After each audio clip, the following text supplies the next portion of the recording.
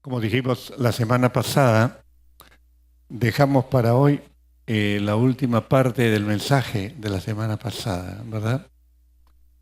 Y hoy vamos a hablar de un tema que venimos recurrentemente llegando a ti cada fin de semana, con la esperanza que halle cabida en tu mente y corazón y, y que como producto de eso tu vida sea catapultada a un nivel de cristianismo y de vida plena que todavía no has llegado a vivir. Ese es el anhelo de nuestro corazón.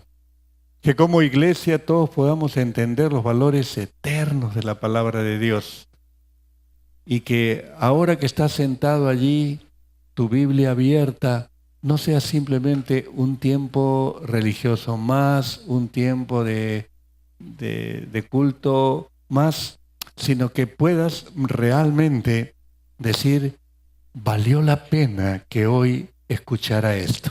Amén. Dispón tu corazón, hermano.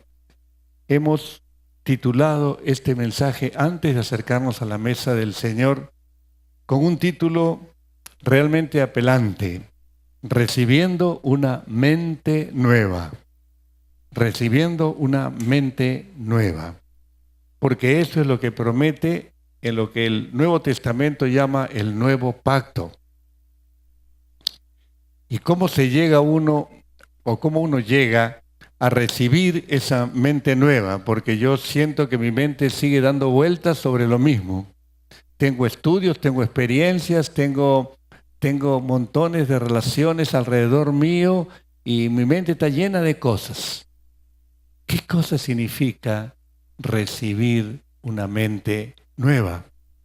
Pues bien, para eso tenemos que hablar del nuevo pacto, el pacto que selló el Señor Jesús en la cruz del Calvario. Pero cada vez que hablamos de nuevo pacto, tenemos que reconocer que había uno más antiguo, ¿no es cierto? Y de eso vamos a hablar.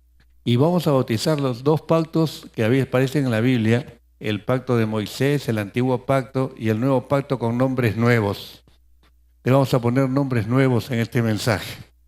No porque querramos bautizarlos, sino simplemente quiero que tú recuerdes en qué terminaron los dos pactos. En primer lugar, el pacto que se firmó en el Sinaí, cuando Moisés llevó al pueblo sacándolo de la esclavitud de Egipto y hasta el monte donde Dios se manifestó de manera sobrenatural y se firmó un pacto, el pacto de Sinaí, ¿verdad? O algunos se conocen como el pacto mosaico. Nosotros vamos a llamarle pacto rechazado. Pacto rechazado, porque quiero que te acuerdes de esa palabra, rechazo. El libro del Éxodo, y te invito a que abras tu Biblia en Éxodo capítulo 19. Éxodo describe la ratificación de ese primer pacto. Si tú lees el libro del Éxodo, es un libro importantísimo. Yo aprendí desde mis tiempos de estudiante en seminario que el libro del Éxodo lo podía sintetizar en 3 palabras. Primero, liberación. Segundo, santidad. Tercero, adoración. Así que ahí tienes el bosquejo de los 40 capítulos de Éxodo. Los 18 primeros capítulos de Éxodo es el proceso por el cual Dios liberó de la esclavitud política a Israel y lo enrumbó hacia la tierra prometida. Entonces tienes un bosquejo muy clarito. Entonces, liberación en los 18 primeros capítulos. Luego del 19 al 23, santidad, cuando Dios da los 10 mandamientos y todas las leyes colaterales. Y desde el capítulo 24 hasta el 40, adoración. ¿Por qué digo esto? Porque nos debe servir a nosotros en nuestra vida que tú, por ejemplo, ahora sales a tu casa y dices, he estado en el culto de adoración. Sí, probablemente has estado, pero ¿has participado de la adoración? Participar de la adoración no es cantar con el ensamble, es una parte. Como dirían los argentinos, un cachito nada más. Es la celebración. Para tú adorar, tienes primero que saber que eres libre, como Israel fue liberado en esos 18 primeros capítulos. Y en segundo lugar, tienes que tener una disposición a una vida santa, porque Dios dice que la ley no pierde ni una tilde, ¿no es cierto? Todo está vigente. Así que los 10 mandamientos todavía funcionan para ti y para mí. Y solamente después que tú eres consciente de tu liberación y de tu estado de santidad, entonces puedes adorar a Dios. ¿Está clarito el Éxodo? Podemos cerrar el libro y nos vamos a casa. ¿Qué les parece? Es un libro tremendo, Éxodo, pero 3 palabras claves que las puedes trasladar a tu vida diaria. No te atrevas a poner cántico de alabanza en tu boca si no has pedido perdón por tus pecados. Lo que no es adoración es abominación.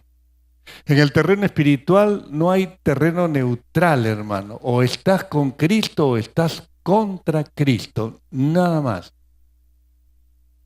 A veces uno llega y desaprensivamente llega al culto, llega tarde, no te atreves a llegar tarde al trabajo, pero sí al culto, y te pones a cantar. Y todo te distrae. Vienes con cantidad de problemas en la cabeza y te pones a cantar al Señor, sin siquiera haberle pedido perdón por tus pecados. Eso es abominación.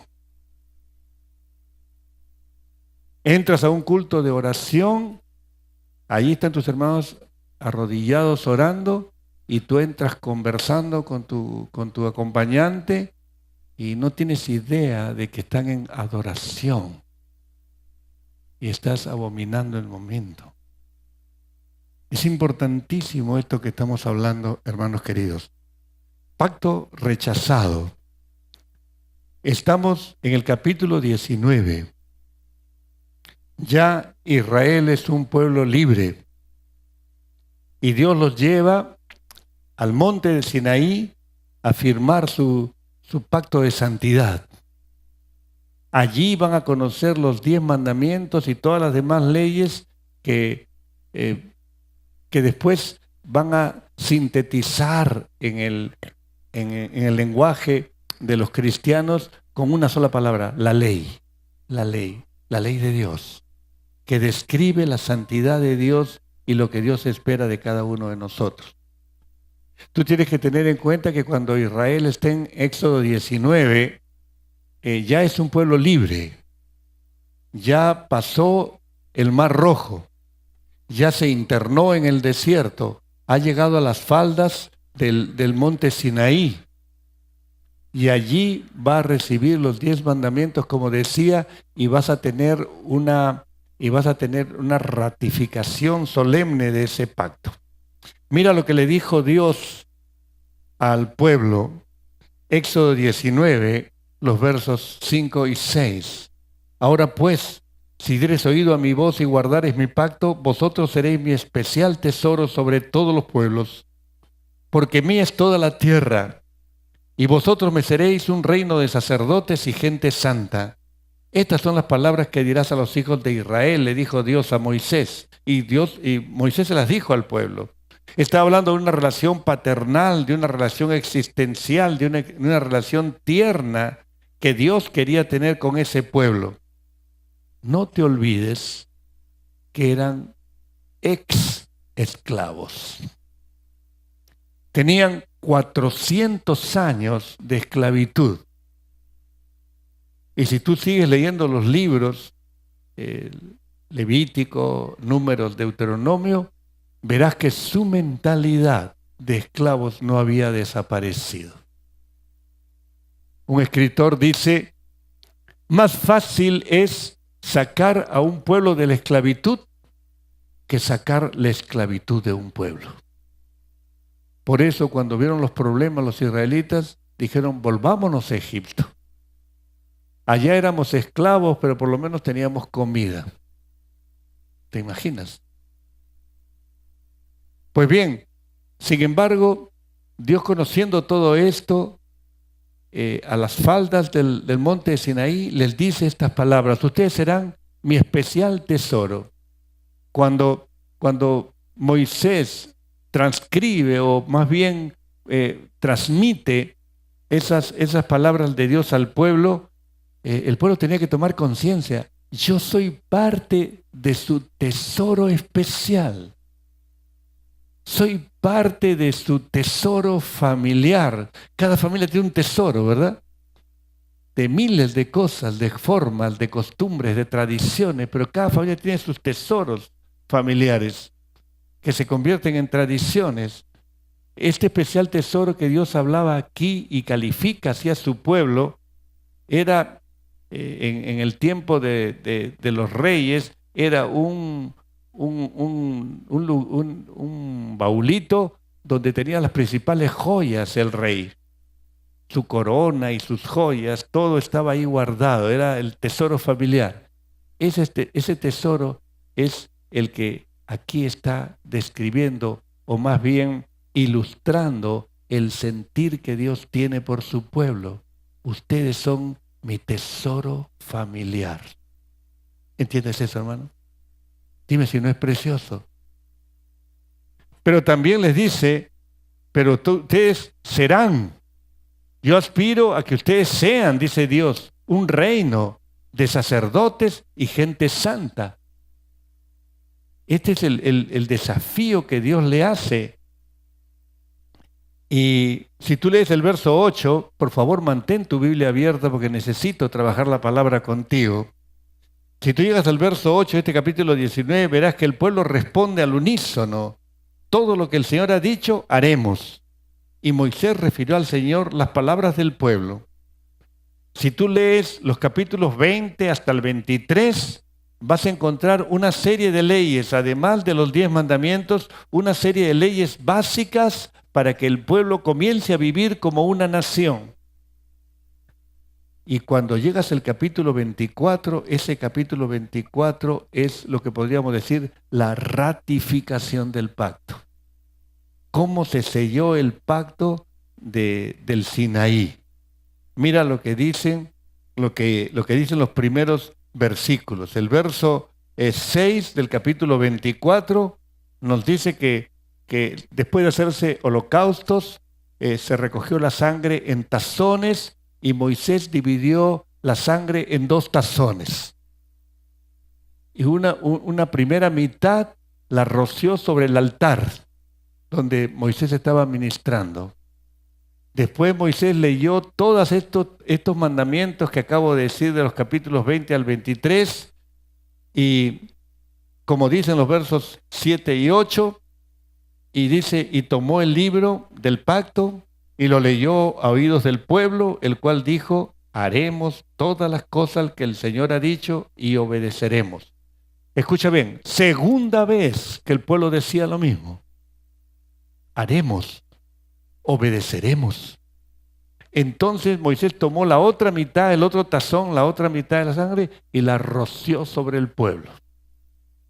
O sea, tanto el altar como el pueblo, en un sentido, habían quedado rociados de esa sangre. Tú sabes que era un símbolo de lo que iba a pasar en la cruz del Calvario, ¿no? Pero todo pacto queda allí, como nos dice los versos 7 y 8 de este capítulo 24, todo queda sellado con sangre. Dice el pueblo: vamos a hacer las cosas que el Señor ha dicho, vamos a obedecer. Moisés toma la sangre, la rocía sobre el pueblo y dice: he aquí la sangre del pacto. Subráyalo ahí en ese papel o en tu Biblia. He aquí la sangre del pacto que el Señor ha hecho con vosotros sobre todas estas cosas. Pacto sellado con sangre. Por favor, repítela por tercera vez. He aquí la sangre del pacto. ¿Por qué esta frase tiene que viajar en el tiempo? Porque todo pacto se sella con sangre. Esto es lo que la Biblia enseña. Y este pacto que Dios firma con el pueblo dependía de un par de cosas.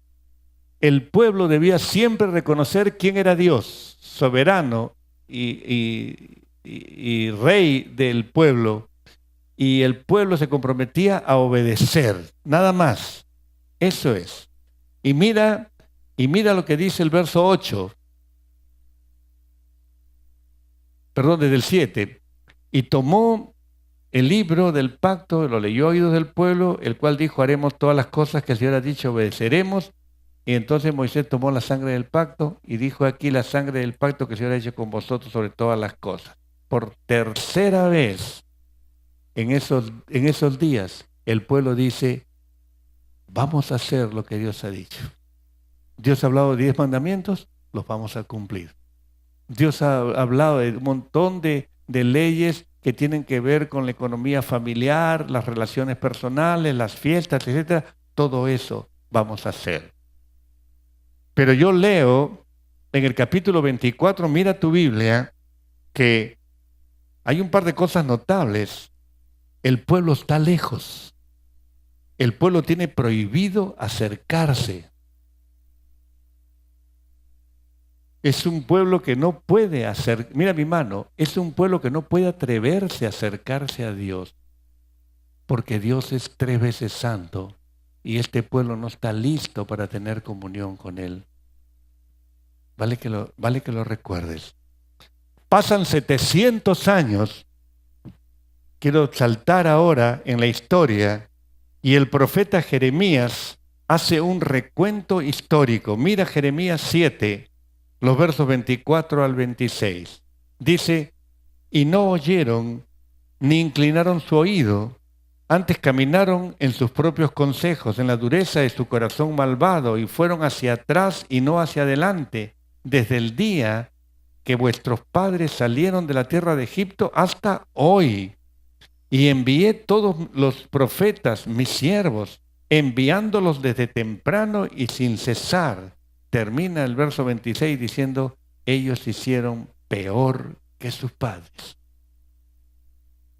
Ahí tienes un derrotero histórico de 7 siglos, donde el pueblo muestra dureza, el pueblo no avanza, sino retrocede.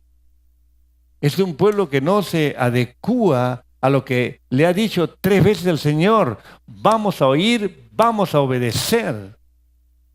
No, están al contrario, involucionando, dando marcha atrás. Y Dios les envía profeta tras profeta y para que vuelvan a la lealtad del pacto.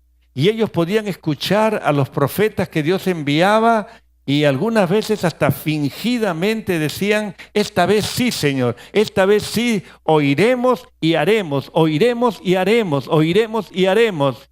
Pero fingidamente. El pacto fue rechazado una y otra vez por el pueblo y en tiempos de Jeremías se convierte en un drama porque tienen un rey bueno, un rey justo, uno de los reyes más justos de la historia de Israel, el rey Josías. Y en ese tiempo Dios levanta a Jeremías. Y este rey tiene un testimonio tremendo. Comenzó a ser rey cuando tenía 8 añitos.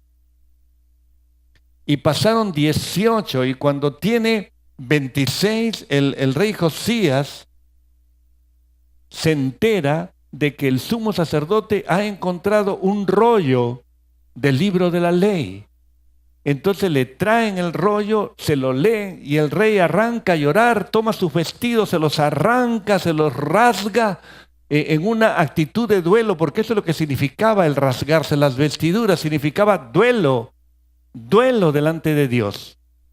Y el rey rompe sus vestidos y el rey proclama ayuno y comienza a tratar de romper todo lo que fuera idolatría. Es un rey bueno, justo, de los mejores que tuvo Israel. Y la gente, mira mis manos, se convertía. La gente se convertía fingidamente porque el rey se había convertido. pero la tragedia seguía. El pacto fue rechazado. Mira lo que dice Segunda Reyes, capítulo 23. El rey, hablando de Josías, tomó su lugar de autoridad junto a la columna y renovó el pacto en presencia del Señor. Se comprometió a obedecer al Señor cumpliendo sus mandatos, leyes y decretos con todo corazón y con todo el alma. De esta manera confirmó todas las condiciones que estaban escritas en el rollo y toda la gente se comprometió con el pacto. Así traduce la NTV. Toda la gente se comprometió. ¿Qué dijo la gente? Esto haremos. Obedeceremos. Pero siempre de la boca para afuera. Fue este acontecimiento donde el rey renueva el pacto en la presencia de Dios, fue un acto nacional de arrepentimiento, porque todos estaban arrepintiéndose, pero de manera solo formal. Y por eso tenemos que parar aquí, ¿no? Cuando vemos nuestro país, decimos, ¿realmente este es un pueblo cristiano? ¿Qué dices tú? ¿Realmente este es un pueblo que vive la fe? Te hablo del pueblo peruano. En el siglo XIX, ese gran escritor Manuel González Prada decía, el Perú está tan podrido que donde tú pongas el dedo salta la pus. ¿Te acuerdas? Qué frase tan dura. Yo me pregunto qué diría Manuel González Prada si viera a nuestros congresistas hoy día. Se muere otra vez, ¿verdad? Yo quiero decirte algo. Tuvimos un presidente honesto a fines del siglo pasado. Valentín Paniagua fue un presidente por un año, ¿te acuerdas? Lo escuché de unos vecinos. No puedo testificar que sea verdad o mentira, pero él vivía allí en el Olivar de San Isidro. Lo eligieron presidente y dice que él invitó a una recepción a sus amigos más íntimos para celebrar que el país lo llamaba a ocupar el sillón de Pizarro, ¿no? Y él gastó de su platita para hacer una recepción a sus amigos. Y cuando estaban tan animados, pues, los allegados, él dijo lo siguiente, quiero hacer un discurso pequeño, no quiero verlos en palacio. Nada más dijo, no quiero verlos en palacio. Si tuviéramos varios Valentines, otra cosa sería en nuestro país. Aquí no hacemos política, entre paréntesis. Pero ese hombre era honesto. Por eso es que nosotros tenemos que pensar si esta historia trágica del pueblo de Dios se ha repetido en la iglesia de Cristo. Tenemos que pensar si lo que acabamos de compartir tiene aplicación en mi experiencia de vida.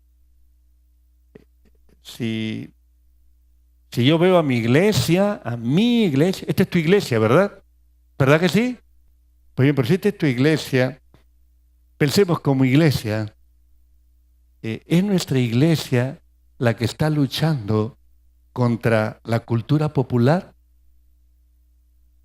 ¿Nos hemos atrevido a enfrentarnos a esa cultura popular que está desmoronando los principios cristianos en nuestra sociedad? En una palabra, Miraflores como iglesia y la Alianza Cristiana y todo el mundo evangélico auténtico está salando el Perú, está discipulando el país o está enclaustrado en sus llamados templos. Son preguntas que tenemos que hacer. Y viendo el ejemplo fallido de Israel, que podamos nosotros decir, Señor, ¿cuántas veces te hemos prometido cosas? ¿Cuántas veces te hemos prometido cambiar? ¿Cuántas veces nos hemos consagrado y reconsagrado, y permítanme el barbarismo, y recontraconsagrado? solamente para tener nuestras aulas semivacías. Piénsalo, por favor. Solamente para tener nuestro culto de oración con una fracción de fieles. Piénsalo, por favor. Pero ese fue el pacto rechazado. Y siguiendo con el sentir de Jeremías, entremos al segundo pacto. Eso que el Nuevo Testamento le llama eso, nuevo pacto. Hoy día lo vamos a bautizar como el pacto renovado. Jeremías vive en una época difícil. Anuncia ese nuevo pacto que contrasta con el pacto rechazado. Es obvio que en los tiempos de Jeremías se necesitaba algo radical. A pesar de las promesas a Dios, el pueblo había roto el pacto. Y Jeremías 31 lo pone en estas palabras. Mira los versos 33 y 34. Anuncia un nuevo pacto. Este es el pacto que haré con la casa de Israel después de aquellos días, dice el Señor. Daré mi ley en su mente y la escribiré en su corazón. Yo seré a ellos por Dios, ellos me serán por pueblo, porque perdonaré la maldad de ellos y no me acordaré más de su pecado. Y en estos solos pocos versos de esta profecía, esta gran profecía de Jeremías, anunciando el nuevo pacto, ya sabes a qué apunta el nuevo pacto de Jeremías. Apunta a la cruz del Calvario, por supuesto, ¿no es cierto? El pacto final. Pero este pacto tiene tres implicaciones que yo quiero dejar contigo antes que nos acerquemos a la mesa. En primer lugar, la primera implicación que trae ese pacto futuro en los tiempos de Jeremías es un permanente conocimiento de Dios. Un permanente conocimiento de Dios. ¿Por qué? Porque más que conocimiento que tenía el pueblo de Dios por su revelación, porque todo hebreo sabía que estaba con ellos el Dios verdadero, ¿verdad? Y lo sabían. Ellos despreciaban a los gentiles, los llamaban perros, porque para ellos eran menos que seres humanos, ellos eran el pueblo elegido. Así vivían con esa mentalidad, esa era la mentalidad del hebreo. Y conocían ellos esa parte de Dios. ¿Por qué un permanente conocimiento de Dios? Porque Israel conocía de Dios, escuchaba a los profetas y tenía montones de cosas lindas que Dios le había dado. Así que conocía mucho más de Dios que los pueblos paganos. Pero cuando hablamos de permanente conocimiento de Dios, estamos hablando que la experiencia que Dios buscaba a través de este nuevo pacto, de este pacto renovado, era una experiencia superior al pacto rechazado. Y aquí quiero ir con cuidado, porque Israel, cada vez que era exhortado, decía, ya oímos, eso haremos, obedeceremos, haremos, obedeceremos. Y después se olvidaba. Y si tú lees, por ejemplo, el libro de los Jueces, el capítulo 2 y el verso 10, dice que después que murió Josué y los conquistadores de la tierra prometida, mira lo que dice Jueces 2:10, se levantó después de ellos otra generación que no conocía al Señor. Yo me pregunto si tus hijos conocen al Señor. Yo me pregunto si tus nietos conocen al Señor.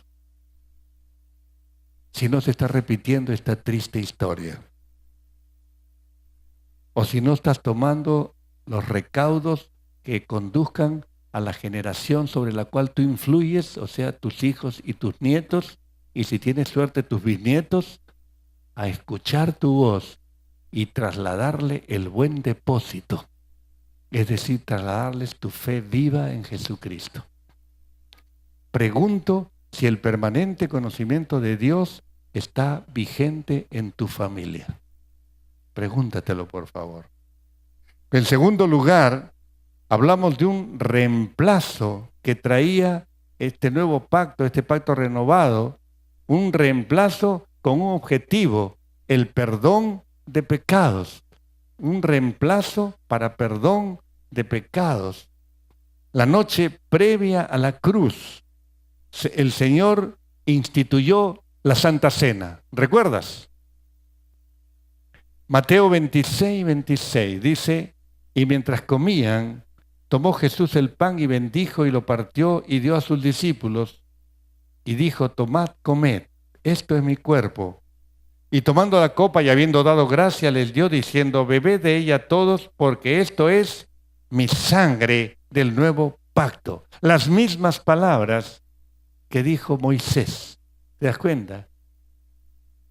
Pero Moisés habló de la sangre. Jesús habla de mi sangre. ¿Te das cuenta que era una sangre distinta? Esta es mi sangre del nuevo pacto que por muchos es derramada para remisión de los pecados. Eso es lo que dijo él. Habla de ese reemplazo que se efectuó en la cruz. Si tú, querido hermano, y yo voy a estar en el cielo, vamos a estar en el cielo, es porque Él murió por ti y por mí. Amén. Esta es la gran verdad del Evangelio. El pacto renovado aquella noche fue instituido y ahora mi sangre del pacto no es cualquier sangre. El libro de los Hebreos nos dice que la sangre de los animales no puede perdonar pecados. Era simplemente un símbolo que nos permitía esperar el momento en que el Cordero verdadero muriera en la cruz del Calvario, con una sangre de valor incalculable. Cristo te reemplazó en la cruz a ti y a mí. Hoy que te acercas a la mesa, tienes que recordar eso. Cuando tengas el vino y el pan en la mano, no es que se transforme en el cuerpo y la sangre de Cristo. Eso es esotérico. Eso no tiene nada de cristiano. El pan seguirá siendo pan y el vino seguirá siendo vino. Pero el símbolo es tremendo porque anuncia la muerte del Señor hasta que Él venga. Gloria al Señor. Pero esa era la segunda implicación. Entonces la primera, un permanente conocimiento de Dios. Un conocimiento que busca crecer, un conocimiento, hermano, que busca madurar. Tú no puedes quedarte con un nivel de cristianismo así. Tú no puedes estar diciéndole a Dios y comportándole con Dios como se comportaba el pueblo judío, el pueblo hebreo. Tú no puedes decirle a Dios, Señor, te prometo estudiar tu palabra, y nunca vas al deleite en la palabra. Tú no le puedes prometer al Señor, Señor, voy a asistir a mi culto de oración y vienes cuando hace calorcito, pero en el invierno te vas a tu casa. ¿Me entiendes? No puedes. Tiene que haber un permanente conocimiento de Dios y eso tiene que ir de su vida, porque tus hijos están viendo eso y tus hijos van a ser peor que tú. Ahí lo dice el profeta. Llegaron a ser peores que sus padres. ¿Me entiendes? Así que depende de ti. Nosotros estamos aquí como pastores simplemente para animarte, para motivarte a que te redirecciones en estas implicaciones del nuevo pacto, del pacto renovado en la cruz del Calvario. Permanente conocimiento de Dios. Segundo, que hemos dicho, reemplazo. No te olvides que no es religión. Cristo murió por ti, ¿verdad? Pero Cristo se levantó de los muertos y ha dicho, porque yo vivo, tú también vas a vivir. Yo entré al cielo, yo te llevo al cielo. ¿Cuántos dicen amén? Ese es el Evangelio, hermano, sencillito, un niño lo puede entender, ¿verdad? ¿Y cuál es la tercera implicación? En realidad es la primera. La tercera implicación habla de una grabación en la mente de las leyes de Dios. Y no digo yo que sea la primera, lo dijo Jeremías. Lee, por favor, en tu papel o en tu Biblia, Jeremías 31. ¿Cuál es lo primero que Dios dice? Daré mi ley en su mente, la escribiré en su corazón. Es decir, Dios quiere que los valores de las leyes de Dios entren y sean implantados en tu mente. Y esto tiene que producir también una suerte de sustitución. A ver si puedes mirar mi mano. Es decir, yo tengo que sacar, ¿no? No mires para arriba, mira aquí. Tienes que sacar viejos pensamientos erróneos y llenarlos, permitir que el Espíritu Santo implante en tu mente las leyes suyas para que tú pienses y tengas una visión de vida, una mentalidad, lo que los sociólogos llaman una cosmovisión bíblica de la vida. No es un religioso que se golpee el pecho, es un hombre que cambia sus patrones y todo lo ve bajo la lente de la palabra de Dios. ¿Cuántos dicen amén? Hermano querido, amén significa así sea. Yo escucho tu amén y estoy diciendo, mi hermano está diciendo, ¿cómo quiero yo eso? Yo quiero que así sea en mí. Pero de esa implicación es la primera que el Señor dice. Viene el nuevo pacto, ¿para qué? Para renovar tu mente.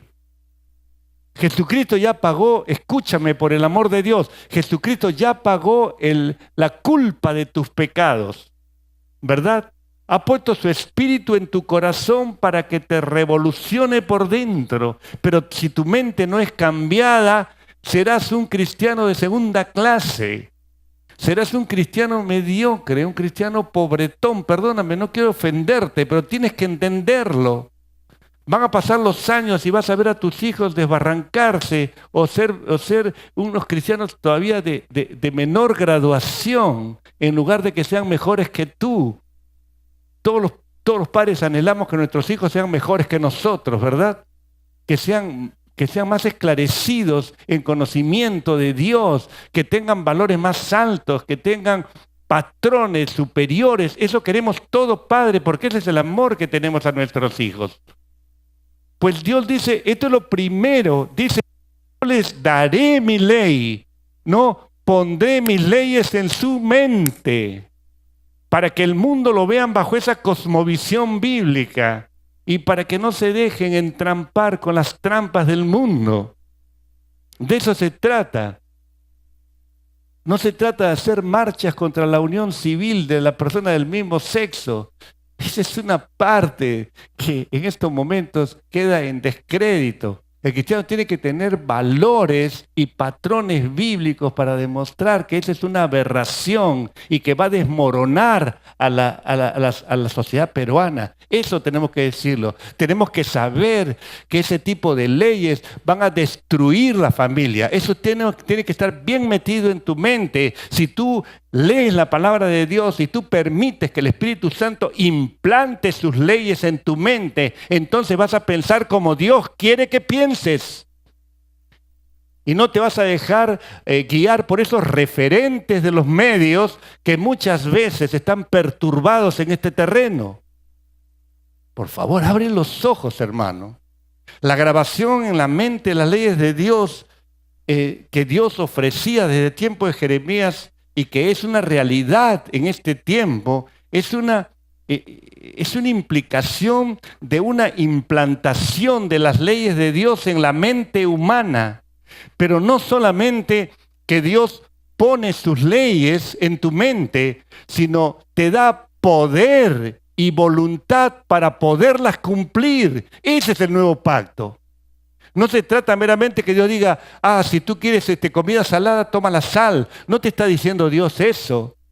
Dios te está diciendo que puede poner sus leyes en tu mente y junto con esa implantación es como quien siembra algo, ¿verdad? En tu mente y mira que el corazón se convierte en la superficie o el campo donde se siembran esas ideas de Dios quedan implantadas en tu mente y entonces te da el poder para cambiar, te da el poder para responderle al mundo, te da poder para ser una voz profética en la sociedad, te da poder para llevar luz a las naciones. ¿Por qué te vas a quedar callado en este momento? Tú necesitas entender que esto era vital para que el pueblo pudiera llegar más allá de la religiosidad. Vamos a seguir hablando de esto. Pero cuando entendamos todo el plan de Dios que está en la palabra de Dios, te vas a dar cuenta lo maravilloso que significaba esto. No solamente para tener ideas de Dios, sino para tener poder, hermano. El poder de Dios frente al pecado. ¿Cómo atacas tú tus viejas tendencias? ¿Cómo las sueles atacar? Si tú no sabes que el acta de tus pecados fue clavada en la cruz del Calvario, tú no tienes herramientas para decirle a Satanás: apártate, Satanás, de mi vida. Ese pecado que me hace recordar está clavado en la cruz de Cristo. ¿Me entiendes? Eso tienes que aprenderlo y tienes que dejar que fructifique en tu corazón.